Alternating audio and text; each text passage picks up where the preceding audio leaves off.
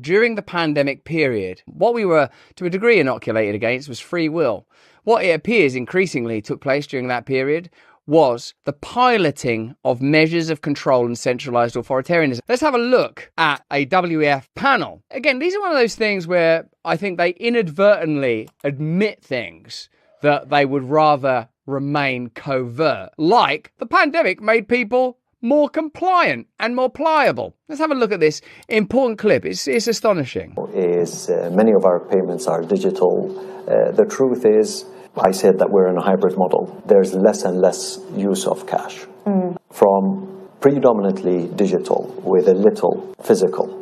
I think the transition to fully digital is not going to be a stretch. People are used to it, people are engaged in it, and circumstances did help. His adoption rates increased because of COVID. Yeah. This is where contactless started to become something of a necessity, something of a safety, something of a requirement. And because of that, there is very little resistance. Trust is already there. There's not that much trust. Now, try to, if you can, correlate this information with a narrative that's now clear, overt, and easily observable, like vaccine efficacy, vaccine injuries, the censorship of the use of the word ivermectin, a CNN anchor going from participating in propagandizing to recognizing the situation they've been in. Ivermectin, a dewormer, really? Yeah. They need to be called out and shamed, brother. I am taking a regular dose of ivermectin. Ivermectin was a boogeyman early on in COVID. You couldn't talk about it. That was wrong. Now apply that to, I wonder if there was any intention or certainly welcome benefit to creating a cashless society. Let's hold that thought in our mind. Let us consider too the potential for the gathering of biometric data. Let us consider too the pushing of what was known then as vaccine passports. But you can bet these ideas haven't disappeared fully off of the menu yet. That many of the suggestions that were made, whether that was the suggestion that you carry a passport or you get medicated or you accept lockdowns or you stay in your home, many of those suggestions we will see again because the WHO treaty, while the UK may have rejected it, is still on the table. And what it facilitates is the ability to address and oppose and shut down the problems they faced last time. In a way that makes sure that we safeguard the risks. Cybersecurity risk is a must, and it needs to be dealt with at the national level. And to counter cybersecurity risk, you need to continue to invest, you need to continue to collaborate, and you need to continue to train. With those three things, we've done it in the past. I think we should be able to manage these risks. The biggest challenge a global CBDC might present is the ability for total civilian management, that you and me and our finances will be accessible by a centralized authoritarian force. You already recall the stories of the truckers having their bank accounts frozen, and even people that donated to the trucker cause in Canada. You may be aware of the story that in Ukraine, people that resisted the draft to fight in an unwinnable globalist war had their bank accounts frozen. That's why control over your finances and the combination of your digital identity and your finances is not a good thing. And yet you might imagine for a moment it was if you listen to this woman. We are to be successful. CBDCs could not be fragmented national propositions. To have transactions more efficient and fairer, we need systems that connect countries. In other words, we need interoperability. And for this reason, at the IMF, we are working hard on the concept of a global CBDC platform. Let's have a look at the relationship between the IMF and the Ukraine. The IMF is funded by and represents Western financial capital and government and has been at the forefront of efforts to reshape economies around the world for decades, often with disastrous results. The civil war in Yemen and the coup in Bolivia both followed a rejection of IMF terms. So it seems that the IMF have some considerable influence and power.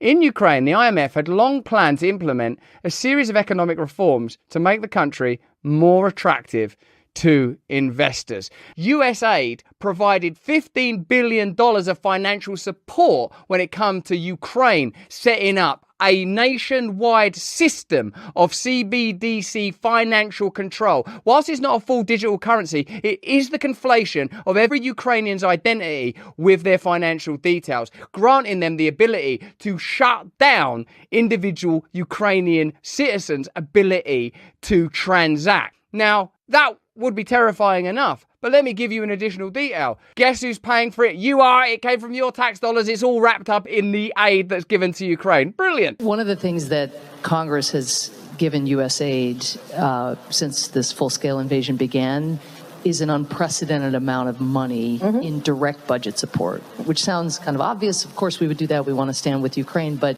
Got to stand with Ukraine. Remember the catchphrase, stand with Ukraine. That's what we're doing. We're standing with Ukraine. We're not setting up BlackRock. We're certainly not doing that. We're not facilitating tech giants getting access to vast swathes of information. We're certainly not piloting tyrannical schemes for technological dictatorships that we'll be bringing to a country like you any day now. It's totally unprecedented, this kind of scale of investment. And we're talking along the lines of about $15 billion in a sense, cash to the Ukrainian government, which was famously corrupt, in past years. Excuse me, I've got a question. Is it a good idea to give $15 billion of US taxpayer money to a government that you've just acknowledged is corrupt? Anyone else? Has anyone else got a question? And still has work, as you noted, to do on corruption today. I don't know if we could have gotten that money out of Congress if not for DIA. Amazing. They found ways of bypassing Congress. Do you see the ways that Congress is willing to pass law after law that facilitates further centralized authoritarianism, facilitates further and further wars, facilitates more and more censorship? And if they don't do that, there's convenient ways of bypassing it too.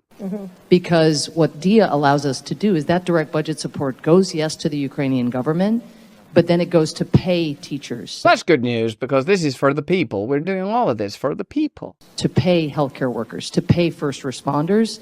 And there's a digital trail. It's not, some official deciding this or that. It actually is going directly into the bank accounts in a manner that it would have been untraceable in a prior regime. Now, we had a conversation yesterday with Mike Benz. Mike Benz articulately explains how DIA intersects with the power of Google, how agencies and corporate entities that have favorable relationships with the covert processes by which, for example, the 2014 Ukrainian maiden coup were undertaken, are able to facilitate incredibly advantageous deals for their various partners. Let's have a look at how DIA operate and how they've managed to get themselves in such a powerful position. DIA is the groundbreaking and award-winning mobile application that connects 90 million Ukrainians. This is from USAID, which receives taxpayer money, but actually does in public what the CIA does in private. That's what USAID is. What you're reading now is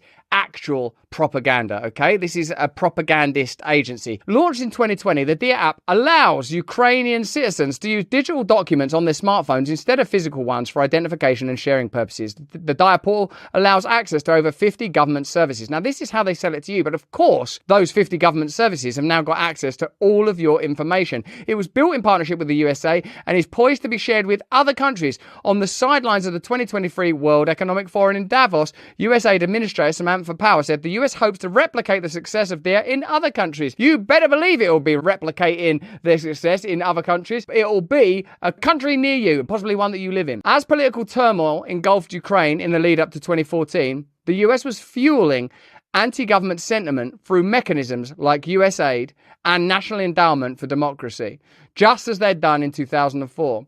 The Washington Post's David Ignatius once wrote that the organization functions by doing in public what the CIA used to do in private. Here's Bobby Kennedy criticizing it at considerable length. What I suppose we are beginning to understand is the way that these agencies intersect and interlock in order to implement power that would be obviously rejected if it was ever able to pass through something as clumsy, as over and accessible as democracy. This is an interesting moment. This is Robert Malone, remember him, a rare and valuable truth teller during the pandemic period, on Alex Jones's show. Watch out for Alex Jones's summary here. I mean, this guy's still got it. It's pretty incredible. These identity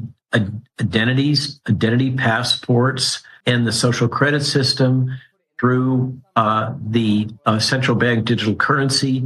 All of this is being rolled out simultaneously in a concerted effort to control the ability and willingness of people to act as sovereign beings, to act independently. Kenny Rogers of the Revolution, come to us. Come to us, Robert Malone. Bring us your sweet freedom. That's pretty astonishing, isn't it? Because one of the things I've heard you say, when you realize that the vaccine wasn't brought in for the pandemic, but the pandemic was brought in for the vaccine, you know, those things, what you start to realize is that the pandemic period augured an incredible amount of power. It legitimized an awful lot of centralized authoritarianism. It created an incredible wealth transfer. It generated some extraordinary opportunities to do things that were absolutely unfeasible and unthinkable before. CBDCs, particularly operating at a global level and looking at the number of pilot schemes across the world, that's plainly part of the plan, facilitate a power that Mussolini, Adolf Hitler, Stalin, all of those people could only dream of. Indeed, we are continually invited to believe that the threat that we face is the threat of the despot, the dictator, the madman, the military leader. But what's plain is what's being implemented slowly, invisibly, always for your protection and safety,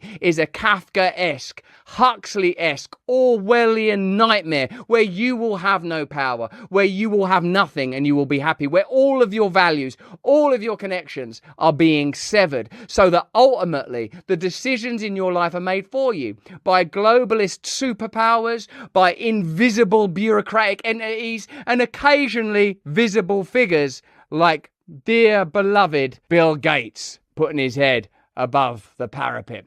But that's just what I think. Why don't you let me know what you think in the comments and the chat? Hey, thanks for watching. If you want to see more uncensored content where free speech can flourish, join our live stream. Click the link right here to watch the next video if you want to, or become a member of a growing movement. Download the Rumble app and you'll be informed every time we make a new piece of content. Stay free.